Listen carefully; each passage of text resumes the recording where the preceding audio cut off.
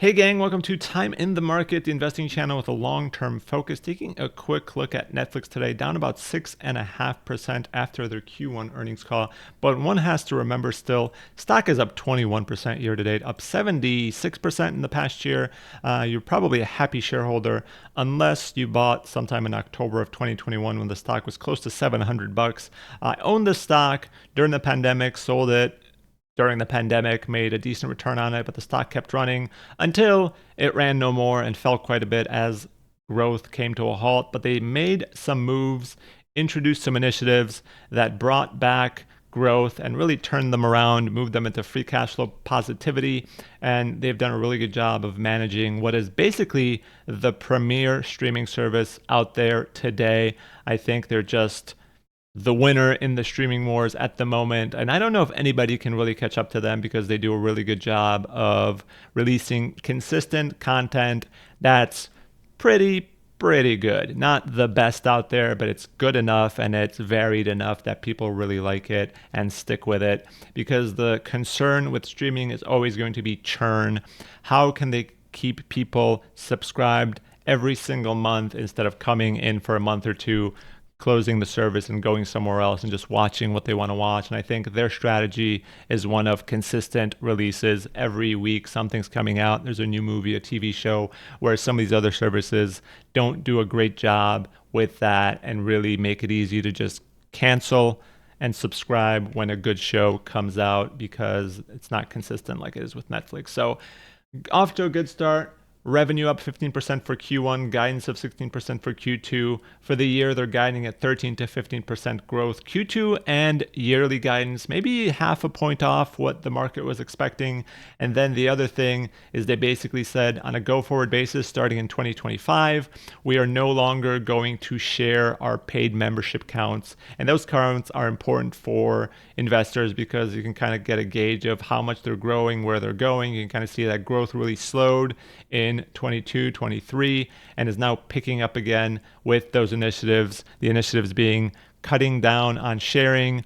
Basically, if you're getting a password from your uncle, can't do that anymore. They either have to pay extra for you, or you have to get your own subscription, which probably a lot of people did, even though they complained about it. And then introducing a much cheaper advertising supported service. So, the business is not only global paid memberships and how much people are paying, but also the advertising side of things, because that business is growing at a healthy clip. Even though advertising is a bit pressured right now, I think at the end of the day, that's going to be a big win for them as that enrollment grows, because they're still getting $7 a month plus any advertising they're going to get. And I think in general, the advertising supported services, from what I've read, have really gotten to a point where the ad-free services are probably making the company a bit less money than the much cheaper advertising supported services.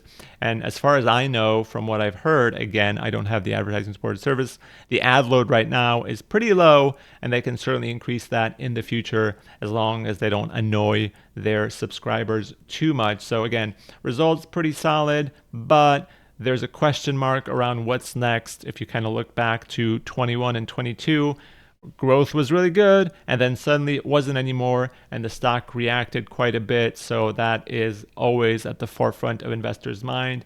And again, they're talking about how subscription numbers don't matter as much anymore because we have all of these different services. It's really revenue and free cash flow and operating margin that matters.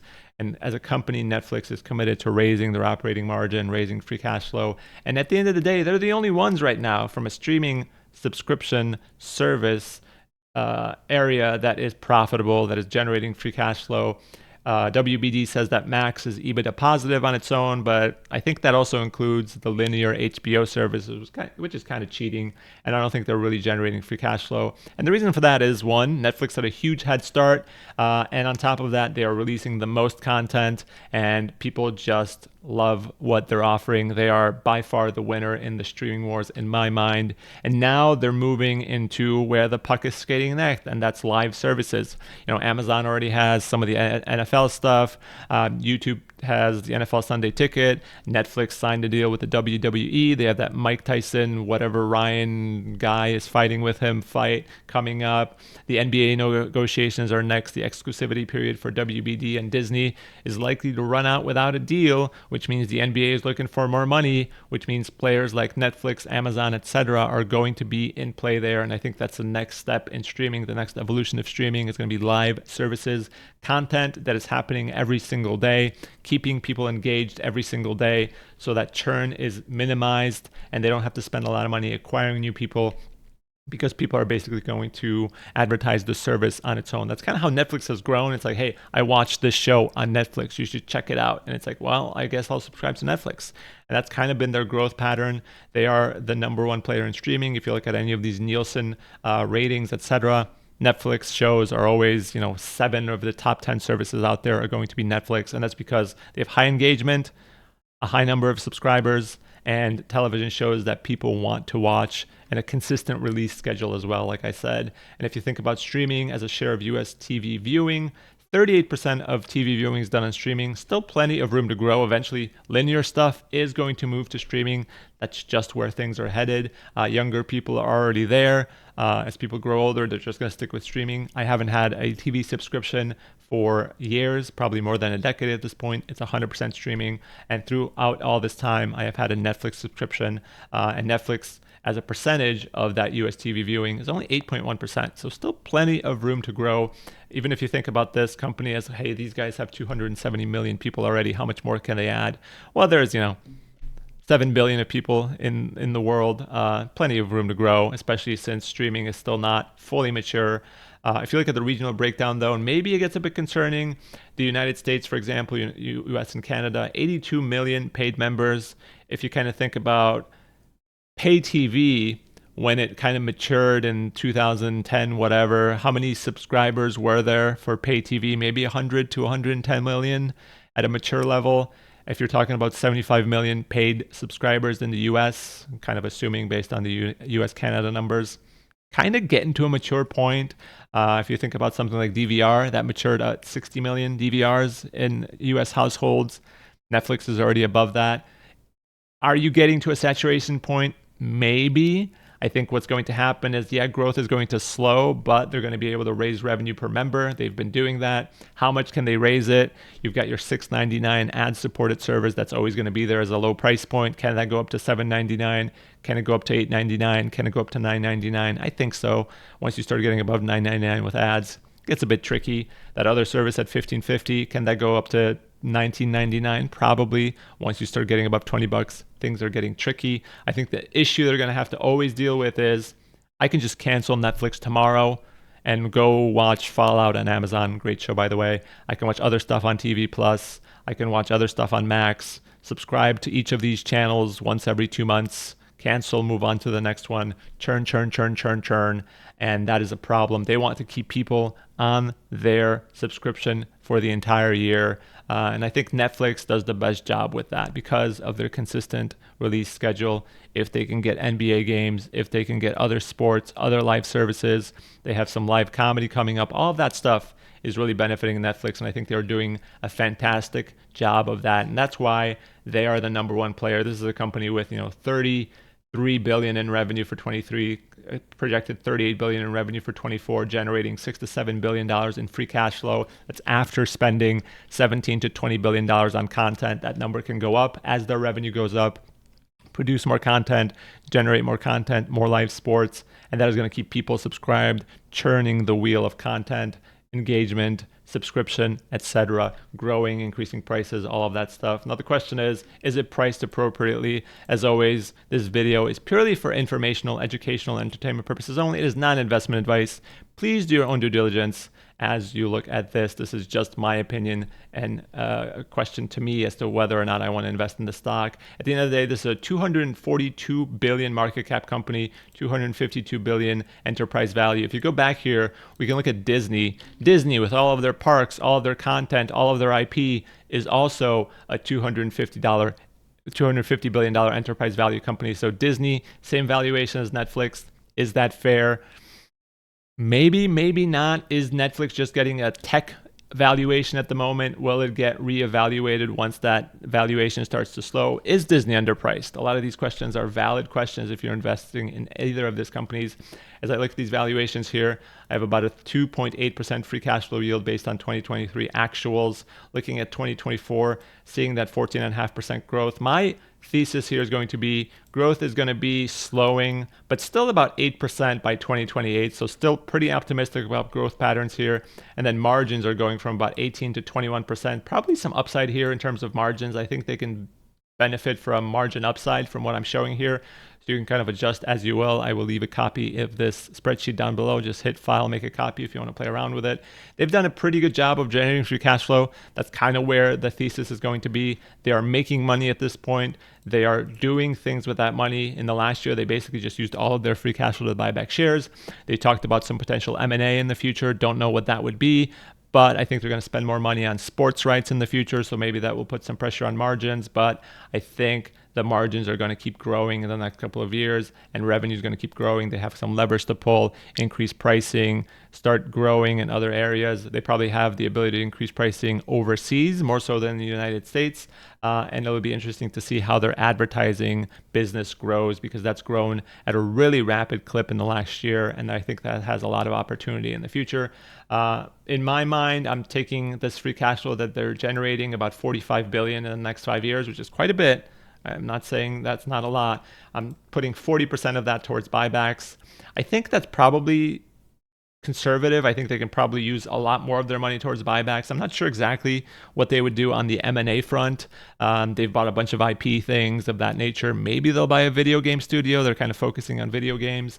But I'm not really sure where else they would go with their free cash flow besides buying back shares. Their balance sheet looks pretty good. They have $7 billion of cash, maybe $13 to $14 billion of debt. They can pay that back pretty easily. They're not really worried about it. They're not thinking that they're going to take on debt to buy back shares, but if the valuation gets interesting, they can certainly use some of their cash flow to increase the buybacks here. I'm going to leave this at 40, but I could certainly see this being 80%, which would improve their valuation in my mind, since I think that's a good use of funds in the long term. I think this is a very interesting business, but in my mind, as this gets more mature, as growth slows down, this 3%, sub 3% free cash flow yield probably trends closer to 4%. It's still a good business, still growing, still a tech business that gets a better market multiple than some of the other businesses. So as it trends towards 4%, that's probably going to mean that valuation is slowing, growth is slowing, margins are kind of starting to be more mature. If this growth is conservative, if these margins are conservative, maybe the valuation is conservative as well. But at this point, I'm just putting a 4% free cash flow yield. And that gets me kind of an expected return based on these assumptions of about 5%, which isn't all that interesting to me at this point. Again, when I owned this stock, I bought this in the $200 range.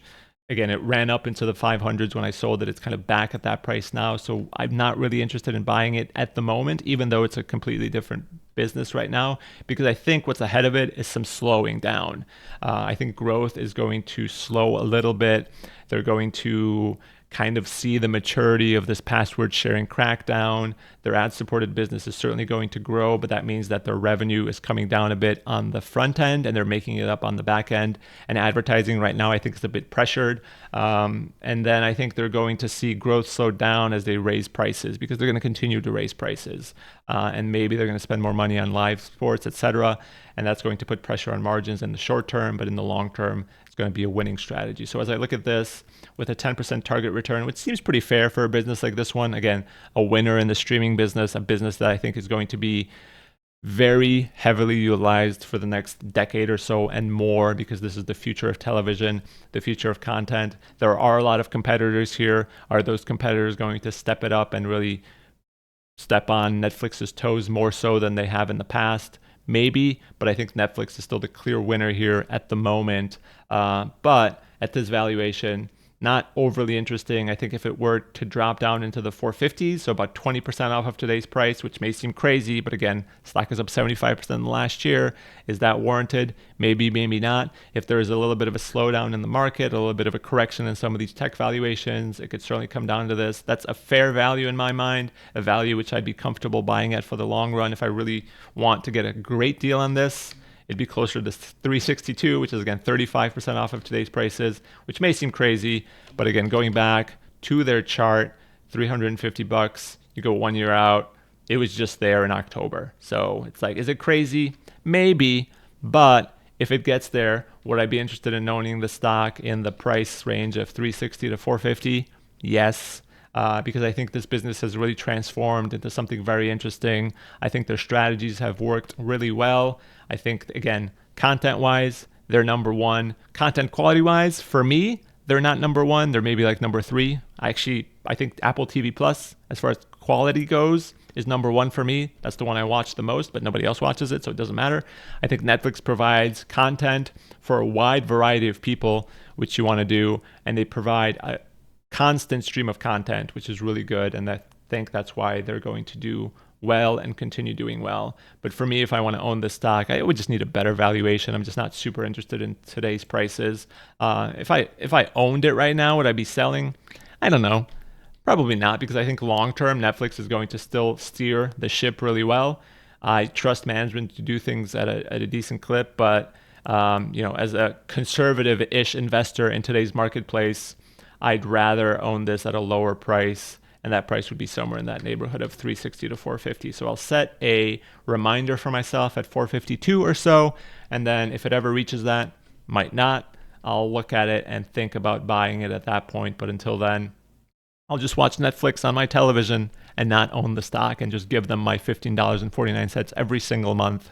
My sister-in-law, who used to share my password, now also gives them $15.49 every single month. So maybe their business model is working, and I'm certainly interested in owning this stock, but maybe at a lower price. So let me know what you think. Do you own Netflix? Do you watch Netflix? Do you think other streaming services are cutting in on what they're doing? Do you feel worried about these assumptions around growth in the future? Again, I'm assuming basically low teens growth for the next couple of years, even though this grew at 6% just 2 years ago. So it's quite possible that this thing just starts slowing down. If it drops off a cliff and gets back to 6% growth, the valuation here gets 10% lower from where I have it here today. So play around with this if you want. As always, guys, thanks for watching. Remember, not investment advice, just doing this for fun. Thanks for watching. Let me know what you think. Leave a comment down below. Like, subscribe, all of that good stuff. Bye.